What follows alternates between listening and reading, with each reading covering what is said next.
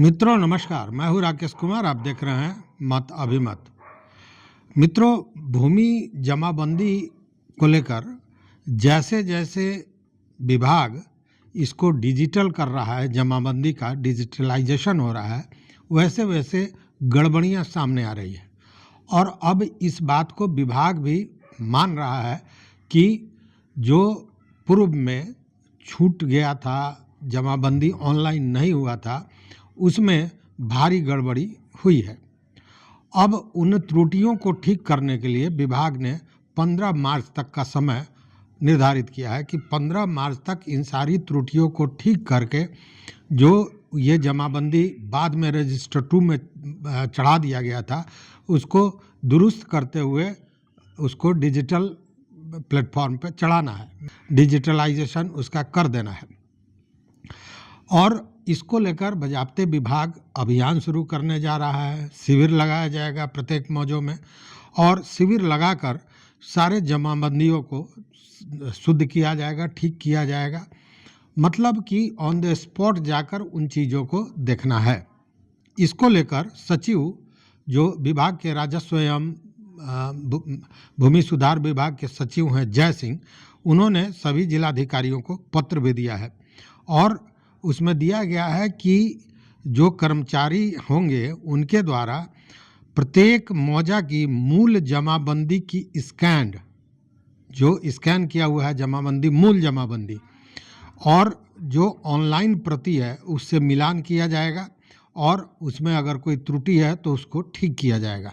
बहुत सा ऐसे जगह है जहाँ पे जमाबंदी स्कैन नहीं है, तो वैसे जगह पर यह कहा गया है कि जो मूल जमाबंदी है उससे मिलान करने के बाद सभी भागों सहित पृष्ठवार सुधार किया जाएगा। मतलब वो भी सुधार होगा, लेकिन जो मूल जमाबंदी है उससे मिलान करके, मतलब मूल जमाबंदी में किसी तरह की छेड़छाड़ वहाँ पे नहीं करनी है।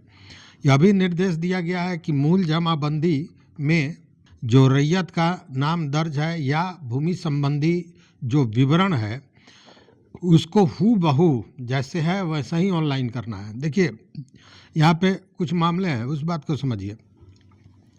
जिन जमाबंदियों को ऑनलाइन नहीं किया गया था उसमें बहुत सी ऐसे ज़मीन भी हैं जो सरकारी ज़मीन थे और उनको रजिस्टर 2 में हेर फेर करके, घोटाला करके और उसको किसी रैयत के नाम पर चढ़ा दिया गया था।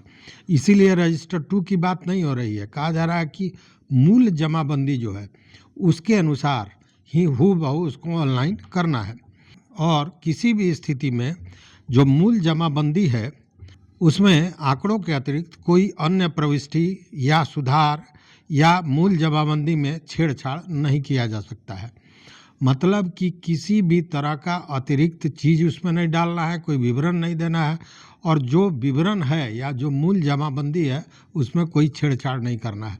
चूँकि यही छेड़छाड़ हुआ है जो रजिस्टर 2 में चढ़ा था, जिसके चलते ये सारी त्रुटियां सामने निकल रही हैं, और उसी के चलते फिर दोबारा विभाग को इस तरह का अभियान चलाना पड़ रहा है। सभी मौजों के सभी जमाबंदी को डिजिटलाइज करना है और उसके आधार पर ऑनलाइन जमाबंदी में सुधार मौजावार करना है। मतलब पहले वो डिजिटलाइज कर दिया जाएगा और उसी के आधार पर ऑनलाइन उसका उस जमाबंदी में जो सुधार होगा, जैसे अभी परिमार्जन या परिमार्जन प्लस में जिस तरह सुधार हो रहा है उसी तरह वो सुधार किया जाएगा। जमाबंदी में सुधार के लिए ई जमाबंदी मॉड्यूल का इस्तेमाल करना पड़ेगा। यह भी स्पष्ट किया गया है, ई जमाबंदी मॉड्यूल द्वारा ही इसका सुधार संभव हो सकेगा। दूसरी बात है कि पूरे शिविर को का मतलब एक तरह से कहें कि निर्देशन जिलाधिकारी समाहर्ता के हाथ में होगा, और हल्का कर्मचारी अपने हल्का के सभी मौजों के जितने भी मौजे उसके हल्का में होंगे उसके सुधार की जिम्मेवारी कर्मचारी की होगी, जो राजस्व कर्मचारी है, और वो लैपटॉप द्वारा किया जाना है जो विभाग उसको उपलब्ध करा रहा है। अब कहाँ शिविर लगेगा, कितना शिविर लगेगा, किस मौजा में लगेगा, किस अंचल में लगेगा, किस हल्का में लगेगा, ये सारे चीज़ों का निर्धारण जिला स्तर पर किया जाना है। देखिए, होता क्या है कि जमाबंदी के जरिए ज़मीन के अंतरण का पता चलता है, ज़मीन की सारी स्थिति इसी के द्वारा पता चलती है। तो और इसीलिए इसमें कहा गया है जो मूल जमाबंदी है उसमें किसी तरह का छेड़छाड़ नहीं करना है, उसको पहले डिजिटलाइज किया जाएगा, उसको ऑनलाइन किया जाएगा और उसके बाद उसमें सुधार किया जाएगा। लेकिन मूल जो जमाबंदी है ऐसे मामलों में उसमें कोई छेड़छाड़ नहीं किया जाए, ये सख्त निर्देश दिया गया है। चूँकि यही पहले छेड़छाड़ किया गया है जिसके चलते ये सारी कवायद दोबारा विभाग को करनी पड़ रही है। आपको याद होगा कि 2017 में अंचलों में जितनी जमाबंदियां थी उनको डिजिटलाइज करने का काम शुरू किया गया था और 2018 में लगभग बिहार के सभी अंचलों में ये काम शुरू हो गया था। और उसी समय जो ये डिजिटलाइज हो रहा था उसी समय तरह तरह की त्रुटियां इसमें रह गई थी जिसके चलते ये सारा कारोबार करना पड़ रहा है, ये कवायद हो रही है। अब तक जो डिजिटलाइज हुआ है तो वो आप समझ लें कि 4,39,00,000 जो जमाबंदियां हैं उनको डिजिटलाइज किया जा चुका है। और ये विभाग द्वारा जो 2 पोर्टल है, एक परिमार्जन और दूसरा परिमार्जन प्लस, इसी पोर्टल के द्वारा जमाबंदियों की जो गलतियां हैं, जो त्रुटियां हैं, उसका सुधार किया जा रहा है। लेकिन अब तक बड़ी संख्या में इसकी शिकायतें मिली हैं, या यूं कहें कि संभव ही नहीं हो पा रहा है कि उतने चीज़ों को, उतनी त्रुटियों को जो शिकायत आ रहे हैं उनको ठीक किया जाए। इसीलिए इसको एक अभियान का रूप विभाग द्वारा दिया गया है। इसको लेकर आपको याद होगा दिलीप जायसवाल जो मंत्री हैं, राजस्व एवं भूमि सुधार मंत्री, उन्होंने भी कहा कि भूमि सर्वे एवं बंदोबस्त कार्यक्रम में जमाबंदियों का दुरुस्त करना, उसको डिजिटलाइज करना यह बहुत आवश्यक है, क्योंकि इसी के द्वारा सर्वे भी होना है। क्योंकि डिजिटलाइज होगा तभी ना वो चीज़ें, उससे मिलान किया जाएगा जो सर्वे टीम होगा उसके द्वारा, तो यह बहुत आवश्यक है। दूसरी बात कि जो दस्तावेज है वो डिजिटल हस्ताक्षर से मिलता है तो उसकी गुणवत्ता भी बनी रहती है, तो यह भी आवश्यक है।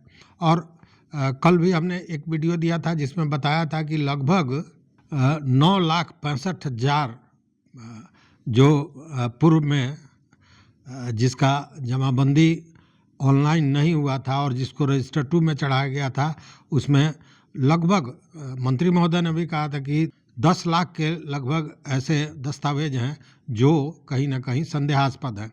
तो ये जो अभियान चलाया जा रहा है इसमें ये सारी चीज़ों को ठीक किया जाएगा। और मैंने कल भी बताया था अपने वीडियो में कि इसकी पूरी जिम्मेवारी सीओ को दी गई है। अब सीओ उस जमाबंदी को, अगर जमाबंदी में कोई त्रुटि है तो उसकी जांच करेंगे और जांच के बाद वो जमाबंदी अगर लॉक है, देखिए जो भी ऐसी जमाबंदियां हैं जो संदेहास्पद है उसको विभाग द्वारा लॉक कर दिया गया है। तो अगर ये जांच हो जाती है, वैसे में अगर वो रैयती है तो उसको अनलॉक कर दिया जाएगा, और अगर सरकारी है उस स्थिति में उसकी जमाबंदी को रद्द करने की भी प्रक्रिया की जाएगी। तो ये जो कुल जिम्मेवारी है ये दी गई है सीओ को।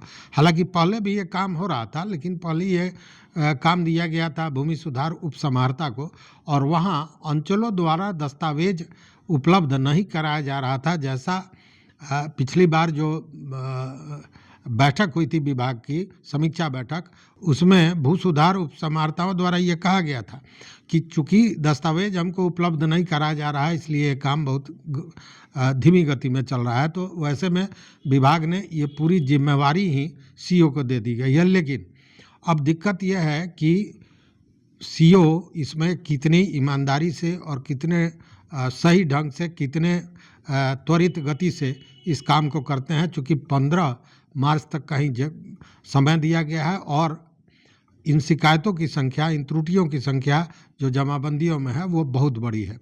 तो ये देखने वाली बात है कि कब तक होता है। लेकिन ये जो शिविर लगता है और ये चीज़ें होती हैं तो आपकी भी जिम्मेवारी बन जाती है कि वहाँ पे उपस्थित होकर अपने जमाबंदी को समझ लें, देख लें। अगर त्रुटि है तो फिर बाद में उसके सुधार के लिए आपकी योजना होनी चाहिए कि जैसे ही वो ऑनलाइन होता है डिजिटलाइज कर दिया जाता है, ऑनलाइन कर दिया जाता है, तो आप उसको जो मॉड्यूल है, जमाबंदी मॉड्यूल है, उसके तहत जाकर उसका सुधार करवा लें। चूँकि यह मौका है, चूँकि बहुत आदमी कह रहा है कि हमारी जमाबंदी में गलती है, परिमार्जन प्लस पर भी हम गए नहीं हुआ, परिमार्जन पोर्टल पर भी ये काम नहीं हुआ, हमने कई जगह शिकायत की है। तो ये एक मौका है, बेहतरीन मौका है कि जब ये शिविर लगता है तो अपने जमाबंदी को देख लें, अगर कोई गलती हो तो उस बात को समझ लें, कहाँ गलती है इस बात को समझ लें, और तब ऑनलाइन ही जाकर इसका सुधार किया जाएगा, जैसा विभाग का कहना है।